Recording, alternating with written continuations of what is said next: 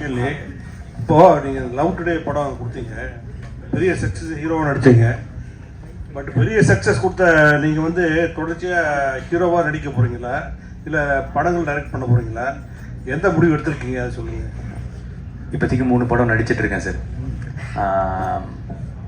அந்த 3 படம் முடியும் போது அந்த டைமில் என்ன தோணுதோ, நான் அப்பப்போ என்ன தோணுதோ அதை நான் பண்ணிகிட்ருக்கேன். ஷார்ட் ஃபிலிம்ஸ் பண்ணி ஐடியில் இருந்தேன், அப்புறம் ஷார்ட் ஃபிலிம்ஸ் பண்ணிகிட்டு இருந்தேன்.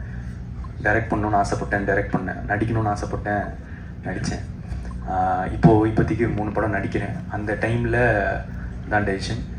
ஐ திங்க் நடிக்கிறது கன்டினியூ பண்ணணும்னு நினைக்கிறேன். டைரக்ஷனும் அப்பப்போ ஒரு கதை பண்ணுறதுக்கு கொஞ்சம் டைம் ஆகுது, 2 வருஷம் அந்த மாதிரி எழுதுறதுக்கு டைம் ஆகுது. ஸோ அதனால் இதையும் யூஸ் பண்ணிக்கிறேன். நான் டைரக்ட் பண்ணும் போது ஒரு 3 வருஷத்துக்கு ஒரு தடவை டைரக்ட் பண்ணேன்னா அதுக்கு நடுவில் நான் நடிச்சிட்டு இருப்பேன். சார் எக்ஸாக்டாக ஞாபகம் இல்லை எனக்கு. டைரக்டர் தான் சிம்பு சார் பாடினா நல்லா இருக்கும்னு ஐடியா கொடுத்து சார் அவர் பாட வைக்கிறது. அதுதான், அது டைரக்டர் தான் நினைக்கிறேன். பாட்டு வரிகளுக்கு இன்ட்ரெஸ்டிங்கான ஒரு விஷயம் இருக்கு சார். ஃபஸ்ட்டு அந்த ஏண்டி விட்டு போன லிரிக்ஸ் சொன்னது என்னோட டிரைவர் மணி. அவர் தான் வந்துட்டு இப்போ ஒரு நார்மலான ஒருத்தர் வந்து அந்த ஒரு டிஸ்கஷனில் இருக்கும்போது என் டிரைவர் எப்பவுமே கூட பக்கத்துலேயே வச்சுப்பேன். ஏன்னா ஒரு கதை சொல்லி பார்க்கும்போது அவருக்கு போய் சேர்ந்ததுன்னா அவருக்கும் எல்லாருக்கும் பிடிக்கும் அப்படின்ற ஒரு நம்பிக்கை எனக்கு. ஸோ என் டிரைவர் வந்து என் கூடயே தான் இருப்பார் மணின்னு சொல்லிட்டு.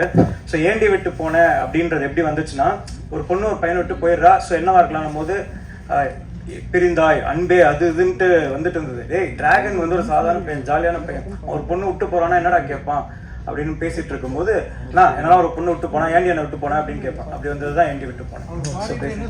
அவர் ஃபர்ஸ்ட் நான் அமிச்சும் போது அஸ்வத் நான் எல்லாம் பாட மாட்டேன் சார், பிரேக்கப் சாங்லாம் நான் பாட மாட்டேன் அப்படின்னு சொல்லி சொன்னார். சார் நீங்க ஒரு வாட்டி கேளுங்க, உங்களுக்கு பாட்டு பிடிக்கும் நம்புறேன், நீங்க பிடிச்சா பாடுங்க அப்படின்னு சொல்லிட்டு அமிச்சோம். அவருக்கு அமிச்சதுக்கு அப்புறம் அவருக்கு ரொம்ப பிடிச்சிருந்தது. Purely based on merit of the song. அந்த பாட்டு அவருக்கு ரொம்ப பிடிச்சதுனால பாட்டு ரொம்ப உணர்ந்து விட்டு வசப்பட்டு பாடின மாதிரி இருந்தது அந்த பாட்டு. இல்லை சார், அது அஸ்வத் சார்